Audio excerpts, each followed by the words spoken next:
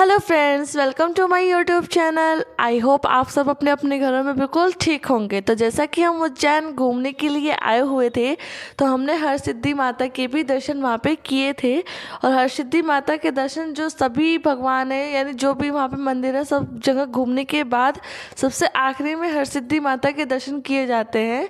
वो इसलिए क्योंकि हरसिद्धि माता के जो दीपक हैं वो 7 बजे ही जलाए जाते हैं, इसलिए सबसे लास्ट में हरसिद्धि माता के दर्शन किए जाते हैं।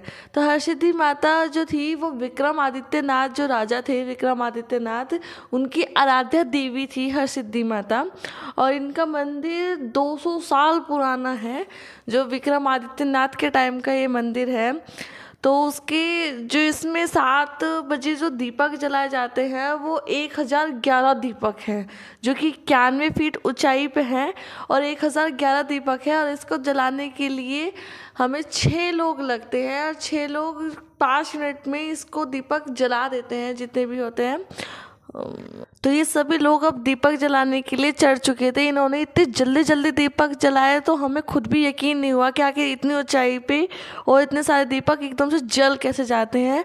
दीपक जलाने के लिए ये जो आरती होती है 7 बजे, उसके 1 घंटे पहले ये जितने भी दीपक में रुई बत्ती तेल जो भी लगता है वो सब लगा देते हैं ये लोग। उसके बाद जब 7 बजे माता रानी की आरती हो जाती है, सबसे पहले गणपति जी की आरती होती है, उसके बाद ही दीपक जलाया जाता है। जब दीपक जलते जलते तब अंदर हरसिद्धि माता जो है उनकी आरती की जाती है। जो ये दीपक जलाते हैं उनको, मतलब ऐसा सुना है मैंने, मुझे कंफर्म नहीं पता, ऐसा सुना है कि इनको हर महीने 2500 रुपये मेहनताना दिया जाता है, जो जितने लोग होते हैं उतने लोग आपस में बांट लेते हैं। इसमें पूरे 1011 दीपक है, जो कि 91 फीट ऊंचा है।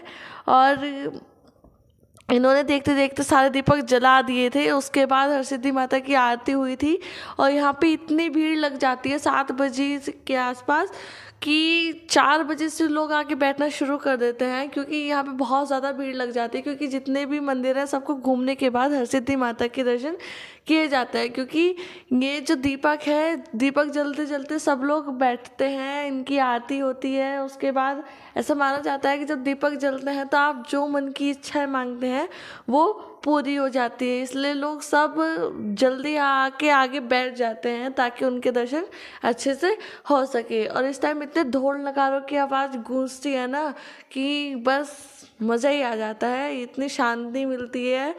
मतलब मंदिर लगता है कि हम भगवान के मंदिर में हैं। तो हरसिद्धि माता के दर्शन के बाद हम अपने बाबा के यानी काल भैरव के दर्शन करने के लिए गए हुए थे।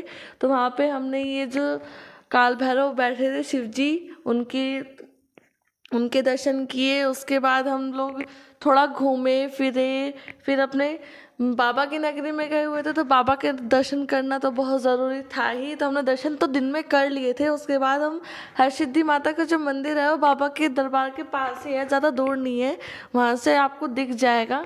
उसके बाद हम थोड़ा घूमे फिरे, हमने सारा ये बहुत सारे लोग आते हैं वहाँ, एक दिन में पता नहीं कितने लाख लोग आते होंगे। और ये इतना सुंदर व्यू था वहाँ का, बहुत प्यारा लग रहा था। वहाँ से बस वापस आने का मन ही नहीं कर रहा था। लेकिन हम लोग दिन में घूम घूम के इतना थक चुके थे कि हमें अपने होटल भी जाना था, क्योंकि हम बहुत थक गए थे।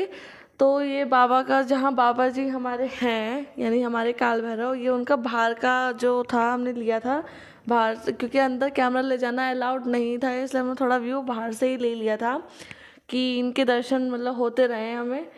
और भगवान हमें बार बार बुलाते रहे, भगवान आप सबको बार बार बुलाते रहे।